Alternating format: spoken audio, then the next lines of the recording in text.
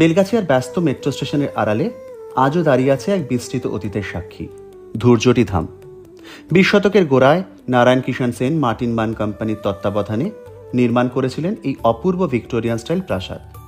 বাড়ির নামকরণ করেন ধূর্যটি শিবের নামে। শোনা যায় তিনি ছিলেন কিংবদন্তি গৌরী সেনের বংশধর, সেই গৌরী সেন যার দানশীলতার গল্প প্রবাদে পরিণত হয়েছে। লাগে টাকা দেবে গৌরী সেন, যা আজ বাঙালির মুখে মুখে ফেরে। ধূর্যটি ধামের পাথরের সিঁড়ি, বেলজিয়াম কাচের আয়না, কাঁচের ছাদ আর লোহার কারুকাজে করা রেলিং যেন ফিসফিসিয়ে বলে যায় সময়ের গল্প। এই প্রাসাদই একসময় শুটিং হয়েছে সত্যজিৎ রায়ের জলসাঘর আর পূর্ণেন্দু পত্রীর স্ত্রীর পত্র। একদিন যেখানে বাস্তব নাটকের সংলাপ, আজ সেখানে কেবলই নীরবতা, কেবল ধুলো আর অতীতের গন্ধ।